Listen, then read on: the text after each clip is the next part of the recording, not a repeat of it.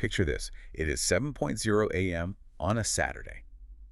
Usually, if you were flying somewhere, you'd be standing in a TSA line right now, holding your shoes in one hand and a plastic bin in the other, praying your flight isn't delayed. Oh, yeah. The worst. But not today.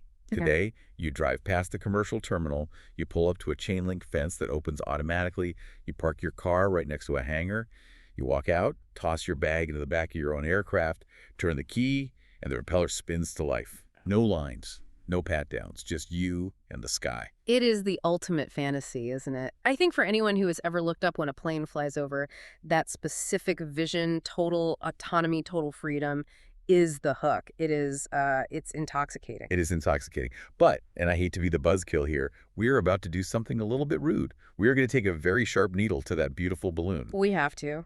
Because while the dream is about freedom, the reality is about logistics, liability, and honestly, hemorrhaging money in ways most people never ever anticipate. Exactly. Today we are doing a deep dive into a really eye-opening guide titled The Reality of Buying a Used Aircraft for Personal Use from Skyfair Academy. Great source. And our mission is simple. We want to look past the glossy photos in the classifieds and uncover the actual cost of ownership. We're going to talk about the detective work required to spot a lemon, the terrifying maintenance math, and the legal weight that lands on your shoulders the moment you sign the title. And that legal distinction is where we have to start. Buying a plane is not like buying a used Toyota Camry. If your Camry breaks down, you coast to the shoulder and call a tow truck. Right. If your aircraft has a mechanical failure, the stakes are existential. Gravity is a law you can't plea bargain with. The financial and regulatory systems around ownership reflect that intensity. So let's unpack this. I think the first thing that catches people off guard, especially if they've been casually browsing listing sites, is the sticker price. You look at the source material, and it mentions you can technically buy an airplane for $15,000. That is cheaper than a sensible used sedan. It is true, but we need to apply some serious context. Yeah. That $15,000 to $30,000 bracket, that is the entry level of the entry level. You are looking at older, single-engine piston aircraft. Okay, so what does that actually mean? Think of a Cessna 150 or a 152, the tiny two-seaters that most people learn to fly in. They're reliable, sure, but they're slow, small, and likely 40 or 50 years old. Right. It's not exactly the jet-set lifestyle at that price point. Yeah. But the source makes a good point that even within the single-engine category, the range is massive. It's not just old trainers. Oh, absolutely. You can stay in the single-engine category and spend a fortune. Look at a late model Cirrus SR22. It's got a parachute for the whole airframe, glass cockpits, air conditioning. And those aren't 15 grand. No, those are easily $500,000, maybe 800,000 used. So just saying, I want a single-engine plane doesn't narrow down the budget much at all. And then we step up a weight class. The turboprops, the King Airs, the Pilatus PC-12s. What is the fundamental shift here? The engine. You are moving from a piston engine, which works basically like a car engine, to a turbine. It's a jet engine that spins a propeller. That change alone launches you into a new tax bracket. The source puts used models in the $1 to $3 million range. And at the very top of the food chain, we have the light jets, the Cessna Citations, the Embraer Phenoms. This is the succession level of wealth. This is the, if you have to ask, you absolutely can't afford it tier. Used prices generally range from $1.8 million up to $5 million. For a used plane. For a used machine. A brand new light jet can easily cross $10 million, but the sticker price on a jet is deceptive. You might see an old Citation for a bargain price of $1 million, but the cost to keep it airworthy might bankrupt you in a year. We are definitely going to dig into that bankruptcy part in a minute. But let's say you find the plane. You have the cash or the financing for the sticker price. You're ready to shake hands. Is the deal done? Not even close. If you shake hands before this next step, you are making a rookie mistake. You have to perform what the source compares to a home inspection, but for aviation. The pre-buy. The pre-purchase inspection or pre-buy. I loved this analogy. You wouldn't buy a house without checking for termites or foundation cracks. Exactly. And unlike a house, a plane can have hidden issues that are literally life-threatening. You need to hire a qualified mechanic. And this is the golden rule. It must be your mechanic. Not the seller's guy. Never rely on the seller's mechanic. You need an independent detective to tear that plane apart. What are we talking about cost-wise here? Is it a couple $100? I wish. For a simple single-engine piston, you might get away with $800 to $1,500, which honestly is a steal if it saves you from buying a wreck. But for the jets, For a jet, you are opening a different wallet. You are looking at $10,000 easily, often more. They have to do borescope inspections on the engines. describe that for me. What is a borescope inspection? They literally snake a high-definition medical-grade camera deep inside the turbine engine. They are looking at the compressor blades and the hot section. They are looking for tiny cracks, heat stress, or foreign object damage. Things you can't see from the outside. You cannot see any of this from the outside. So you could be looking at a shiny, beautiful jet engine that is actually destroyed on the inside. Precisely. And if you buy it without looking, a single engine overhaul on a jet can cost nearly as much as the hull itself. So that $10,000 inspection fee is basically insurance against a $1 million mistake. Okay, that makes sense. You pay the detective to find the bodies. Let's assume the inspection is clean. You close the deal. Now the government steps in. The government always steps in. This is where the closing costs blindside people, specifically state sales or use tax. In the U.S., depending on where you buy or base the plane, you are looking at a bill of 4 to 10% of the purchase price. Let's do the math on that. If I buy a $2 million turboprop, That could be $200,000 in tax, due immediately. wow, that is painful.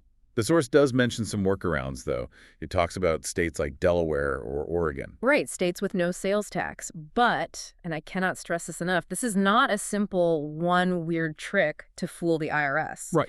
If you register your plane in Oregon to avoid tax, but you live and fly in California, the state of California will come after you. They have auditors who track flight logs. They look at where the plane sleeps at night. So they'll find you. They will. And if you get caught dodging that tax, the penalties are severe. You need a tax attorney, not just a P.O. box. Speaking of government fees, there was one number in the source material that made me laugh out loud because it was so wildly out of sync with everything else we've discussed. I think I know exactly which one. The FAA registration fee, Form 8051, $5. $5. You are buying a machine that defies the laws of physics, consumes fossil fuels at a rate that would make a tank blush, and the paperwork costs less than a latte. It is the single cheapest thing in aviation. Enjoy it, because it's the last time you will save money. But while the form is cheap, you really should pay for a title search and escrow service, which runs about $500 to $1,000. That's to ensure there are no liens, right? Correct. You need to confirm the seller actually owns the plane free and clear. You don't want to buy a plane and find out a bank in Omaha actually holds the title because of an unpaid loan from 3 owners ago. Okay, so we have navigated the purchase. The plane is ours.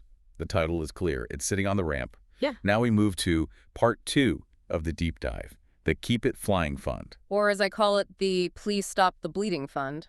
The source quotes a common saying here: if you have to ask, you probably can't afford the jet. It's a cliche, but it is mathematically accurate. Operating costs in aviation do not scale linearly. They scale exponentially. We talk about the 10x rule. An order of magnitude more. Yeah, a jet can cost an order of magnitude more to run than a piston plane.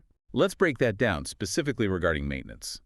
Because legally, you can't just fix it when you feel like it. No. Under Part 91 rules, which cover personal flying, you must have an annual inspection every 12 months. For a small Cessna, that might be $1,000 to $3,000. It's painful, but manageable. But for the turbines?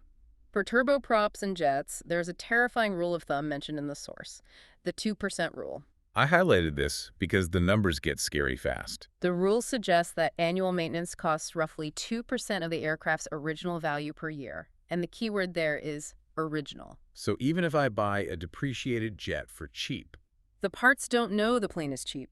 A replacement heated windshield for a jet costs the same whether the plane is new or 20 years old. Okay, so give me an example. So if you buy a turboprop that was $2.5 million new, you need to budget $50,000 a year just for routine maintenance. 50 grand a year. That is a full-time median salary just to keep the machine legal. And that is assuming nothing major breaks. That is just the baseline.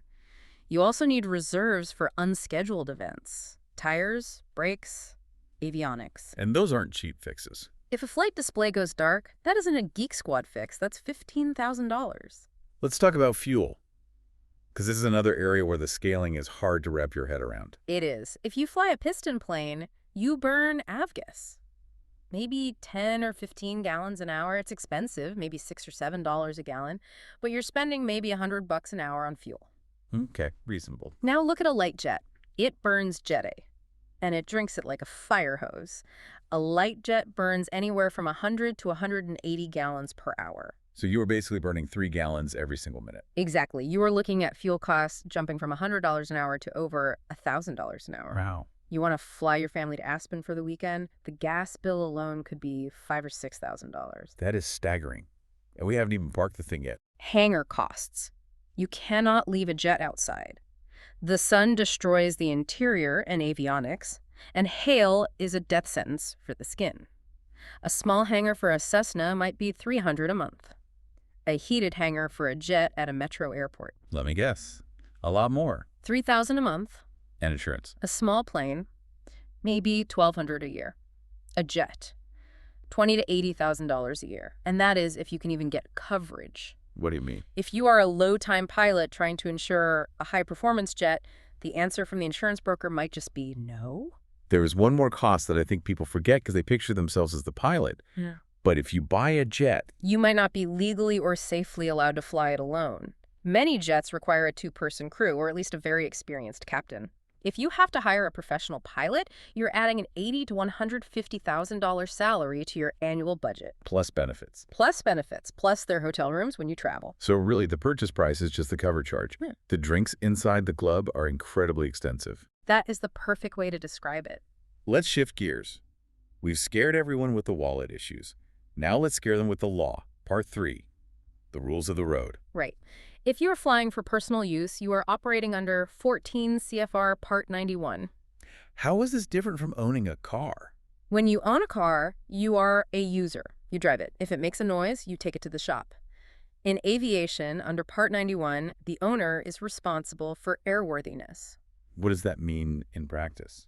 It means you are the head of the maintenance department. You are responsible for ensuring every inspection is logged. You are responsible for tracking airworthiness directives, which are mandatory federal safety recalls. So if your mechanic misses one, And you fly the plane, you are the one in violation. You can't just blame the shop. that is a huge responsibility shift. It is. The source lists the required documents using the acronym AeroW: Airworthiness Certificate, Registration, Radio License, Operating Handbook, Weight and Balance. But the catch is that the Airworthiness Certificate is only valid if the inspections are current. So if I miss my annual inspection by 1 day, The plane is grounded. If you fly it, you are flying an uncertified aircraft. If you crash, your insurance is void. now here's a legal trap that I found fascinating, the commercial trap. This is where so many new owners get into hot water. Under Part 91, you cannot carry passengers for compensation or hire. But define compensation. If I fly my buddy to a football game, surely he can chip in for gas. Chipping in is a legal minefield. The FAA allows pro rata cost sharing. That means if the fuel bill is $500 and there are two of us, you can pay $250. Okay. But you cannot pay the whole $500, and you certainly cannot pay me $600 for my time. So I can't say, hey, give me $1,000 and I'll drop you off in Vegas. Absolutely not. That makes you an illegal charter operator. To do that legally, you need a Part 135 certificate. That requires specific manuals, drug testing programs, higher maintenance standards. It's a full-blown business. And the FAA looks for that stuff. Aggressively. They hunt down illegal charters. If you try to run a side hustle with your personal plane, they will find you and they will pull your license. So keep it strict, split the gas, or pay for it yourself. No profit. Exactly. Let's talk about the aircraft itself again. Part 4, detective work.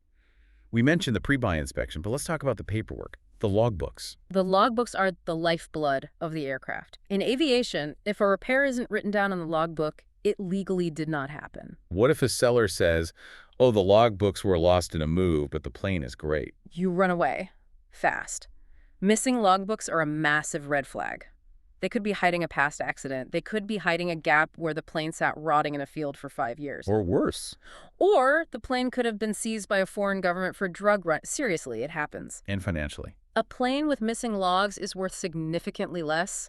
We're talking a 20 to 40% hit on the value. It's salvage title territory. Let's talk about the engine again. There was a specific term, the TBO clock. TBO stands for time between overhaul. Every engine has a recommended lifespan in hours. For a standard piston engine, it's usually around 2,000 hours. So if I'm looking at a plane that has 1,800 hours on the engine, You need to realize that engine is on death's door. It might run fine, but in 200 hours, you are facing a mandatory or at least highly recommended overhaul that will cost $20,000 to $30,000. So a cheap plane with a high-time engine is actually just a deferred payment. Correct. You are buying the liability. You have to factor that future bill into your offer price. What about the body of the plane? Corrosion. The silent killer. Aluminum doesn't rust like steel. It corrodes into a white powder.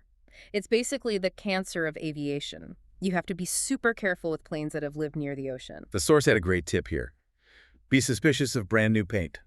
Always. Fresh paint is the easiest way to hide corrosion. It's the lipstick on a pig strategy. If a 40-year-old plane looks brand new, you need to ask why. Are they hiding filiform corrosion under that shiny top coat? So we've thoroughly analyzed the risks. Let's say we still want to do this. How do we structure the purchase? Part 5 explores ownership structures. You have 3 main paths. The first is sole ownership. That's the default. I buy it, I own it. Maximum freedom, but maximum pain. You bear 100% of the fixed costs. If you go on vacation for a month and the plane sits, you are still paying the full hangar rent and insurance. So what's the alternative? Co-ownership or partnerships. The source identifies this as the smart move for most people. If you split the fixed costs with 2 other partners, you are paying 33 cents on the dollar for your hangar and insurance. That allows you to buy a much nicer plane. Exactly. Instead of struggling to afford a beat-up Cessna 150, 3 partners can comfortably afford a high-performance Cirrus or a Mooney. But partnerships can be messy. Which is why you need a prenup. You need a written operating agreement. Who flies on holidays? What happens if the radio breaks? What happens if I want to sell my share? You have to figure it all out beforehand. You have to map this out while you are still friends, not after the argument starts. And the third option mentioned was the LLC. Limited liability company. This is often used in conjunction with partnerships. You form an LLC to hold the title of the aircraft. Why bother? 2 reasons: liability and simplicity. If the plane is involved in an accident, the LLC can help shield your personal assets, like your family home, from the lawsuit. A layer of protection. It's not bulletproof, but it's a layer of defense.